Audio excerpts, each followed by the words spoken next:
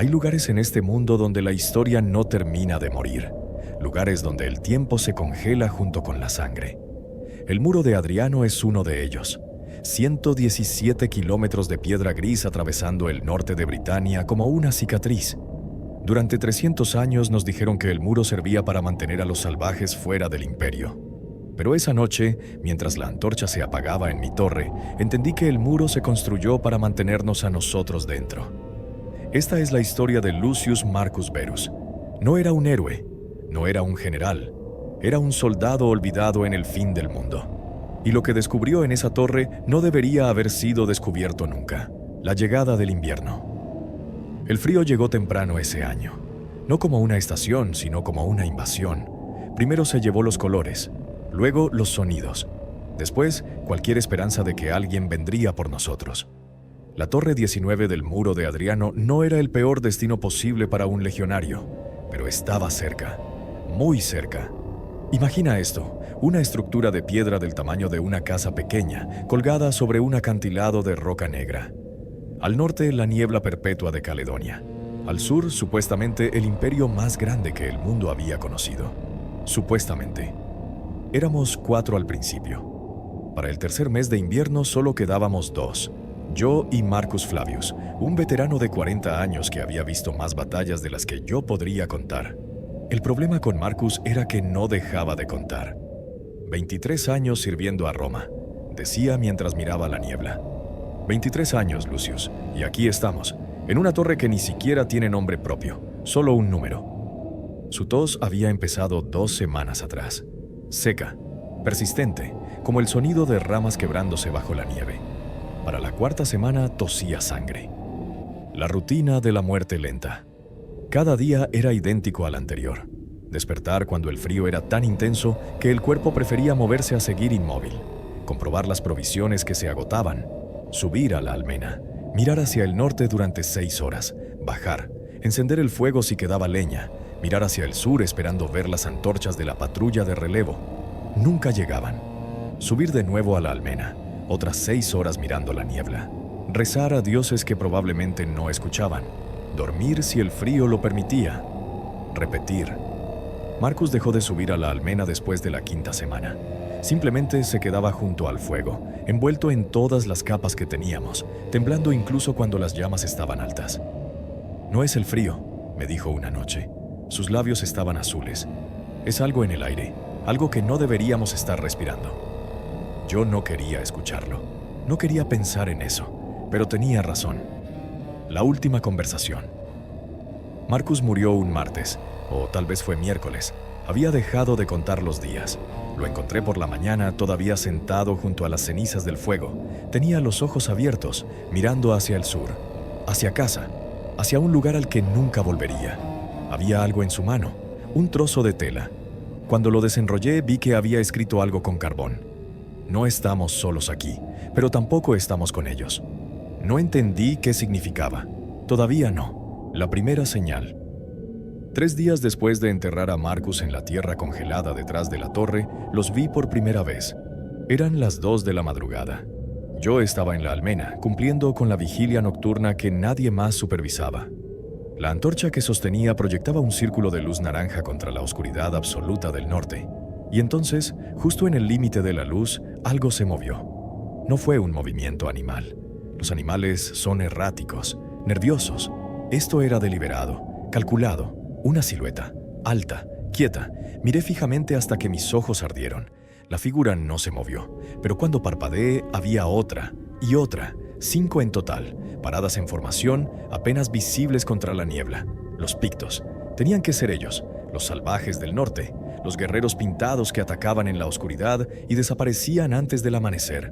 Pero había algo extraño. No avanzaban, solo observaban. Bajé corriendo las escaleras, tomé el cuerno de señales y soplé con toda la fuerza que tenían mis pulmones. El sonido atravesó la noche como un grito de agonía, rebotando contra las piedras del muro, viajando kilómetros hacia el sur. Alguien tiene que escucharlo, pensé. Las torres 18 y 20, el fuerte Vercovicium a solo 5 kilómetros. Esperé. El eco del cuerno se desvaneció y solo quedó el silencio. un silencio tan completo que podía escuchar mi propio corazón latiendo en mis oídos. La paranoia crece. Durante los siguientes 4 días soplé el cuerno 6 veces. Nadie respondió. Las figuras aparecían cada noche, siempre en el mismo lugar, siempre observando, pero nunca acercándose. En el 5.º día algo cambió. Estaba revisando nuestras últimas provisiones cuando escuché un sonido que no había oído en semanas. Pasos, pero no venían del sur, venían del norte. Corrí hacia la puerta principal, el gladio desenvainado, el corazón golpeando contra mis costillas. Abrí la puerta de un golpe. No había nadie, solo viento y nieve y una huella en el suelo de piedra. Una huella de bota militar, romana. La seguí. Conducía hasta el borde de la torre donde la roca caía en un precipicio de 20 metros, y ahí, en el borde, alguien había dejado algo. Una bolsa de cuero. Dentro había pan. Duro, sí, pero comestible. Y un trozo de pergamino enrollado. Lo abrí con manos temblorosas. Decía solo 3 palabras, escritas en latín militar apresurado. No mires sur. La desobediencia. Hay órdenes que un soldado puede ignorar. Órdenes estúpidas. Órdenes de oficiales borrachos o cobardes. Pero cuando un mensaje anónimo, dejado por alguien que caminó hasta tu torre en medio de la noche sin que lo oyeras, te dice que no mires en una dirección específica. Exactamente hacia esa dirección es donde tienes que mirar. Esperé hasta el amanecer. Subí a la almena y por primera vez en semanas ignoré completamente el norte. Miré hacia el sur, hacia el imperio, hacia casa. Lo primero que noté fue el humo, o más bien la falta de él. Las torres fortificadas siempre tenían fuegos encendidos, siempre. Era protocolo, era supervivencia. No había humo en la torre 18. Ni en la torre 17, ni en ninguna de las torres que podía ver a lo largo del muro. Lo segundo que noté fue el fuerte Vercovicium. Desde mi posición podía ver sus murallas de piedra clara recortadas contra el cielo gris. Las puertas principales estaban cerradas. Normal, pero había algo más. Entrecerré los ojos. Madera. Había tablones de madera clavados sobre las puertas. Desde afuera, y las lanzas plantadas en el suelo frente a las murallas no apuntaban hacia el norte, apuntaban hacia mí. El descenso. Algo estaba terriblemente mal. No es que Roma nos hubiera abandonado. Eso lo sabía desde hacía semanas. Pero esto era diferente. Esto era intencional. Necesitaba respuestas. Bajé de la torre por primera vez en meses. El camino hacia el fuerte Vercovicium era recto, 5 kilómetros a lo largo del muro. Debería tomarme 2 horas. El problema era que cada paso me alejaba de mi única defensa, y que las figuras del norte seguían ahí. Pero ya no me importaba. Caminé durante 1 hora antes de encontrar la primera señal de que algo había ido horriblemente mal. Era un cuerpo. Un legionario, todavía con armadura, congelado en posición sentada contra el muro. Tenía las manos en alto, como si hubiera estado golpeando la piedra. Sus uñas estaban rotas. Había sangre seca en la roca, y sus ojos estaban abiertos, mirando hacia el sur con una expresión de pánico absoluto. Había algo escrito en la piedra junto a él, rayado con sangre o barro. «Déjennos salir». Encontré 6 cuerpos más antes de llegar al fuerte. Todos legionarios, todos mirando hacia el sur, todos con las mismas marcas en las manos por intentar escalar el muro. La verdad en las puertas. El fuerte Vercovicium podía albergar a 500 hombres. Había sido construido para ser el corazón administrativo del muro en este sector. Suministros, comunicaciones, comando. Ahora era una tumba sellada. Las puertas principales eran de roble reforzado con hierro. Fuertes, diseñadas para resistir embestidas. Pero los tablones clavados sobre ellas desde el exterior, eso no era para mantener enemigos fuera. Era para mantener algo dentro. Había un letrero clavado en la madera. Oficial, con el sello del gobernador de Britania. Decía: por orden del Senado y el pueblo de Roma, esta instalación ha sido comprometida, cuarentena total en efecto. Cualquier intento de cruzar será respondido con fuerza letal, que los dioses tengan piedad debajo. Alguien había añadido con carbón: no la tienen. Las voces del interior presioné mi oído contra la madera. Silencio. No, no del todo. Había algo, un sonido bajo, repetitivo, voces, cientos de voces susurrando al unísono, en latín, Pero las palabras estaban equivocadas. El orden era caótico, como si alguien estuviera recitando textos militares y plegarias, insultos y súplicas, todo al mismo tiempo, una y otra vez sin respirar. Retrocedí. «Hola», grité. «Soy Lucius Marcus Verus, Torre 19. ¿Hay alguien consciente ahí dentro?» Las voces se detuvieron. Un silencio absoluto. Y entonces una sola voz respondió. Clara, calmada, demasiado calmada. «Lucius, bienvenido a casa». Era la voz de Marcus Flavius, mi compañero, el hombre que había enterrado hacía 10 días, la huida y el entendimiento. Corrí. No sé cuánto tiempo corrí.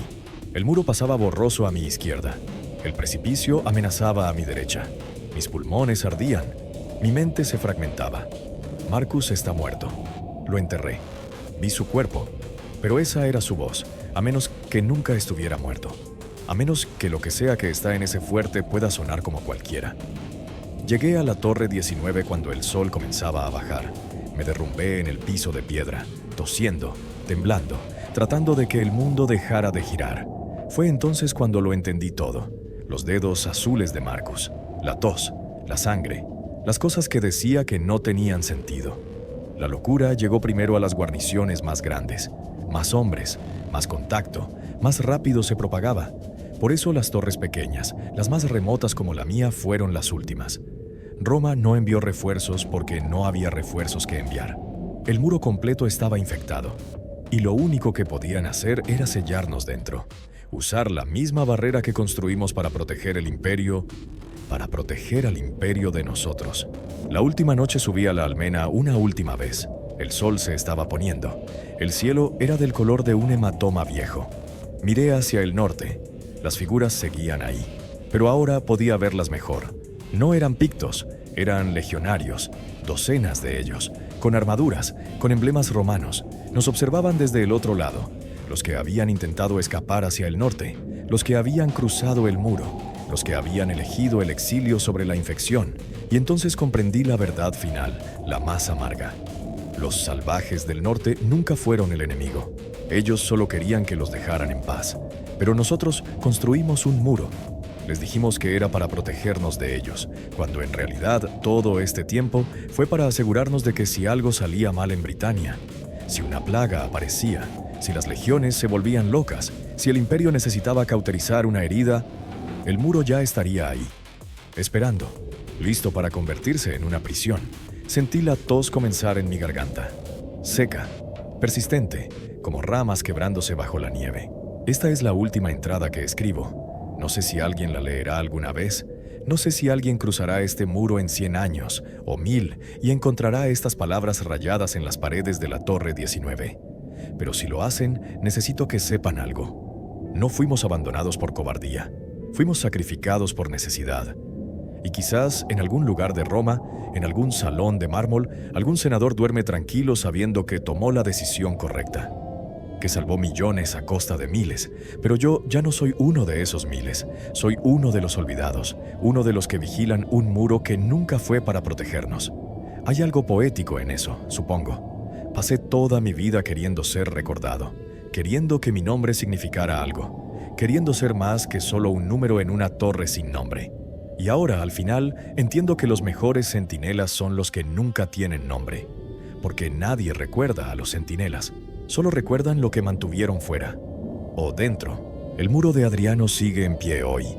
Pueden visitarlo si quieren, caminar sobre sus piedras, tocar su superficie desgastada por 1500 años de viento y lluvia. Los historiadores les dirán que fue construido para defender el imperio romano de las tribus del norte. Y tal vez tengan razón. Pero cuando estén ahí en una tarde gris, cuando el viento sople del norte y juren que escuchan algo más que solo aire, recuerden a Lucius y recuerden que los muros tienen 2 lados y que nunca estamos realmente seguros de cuál estamos defendiendo.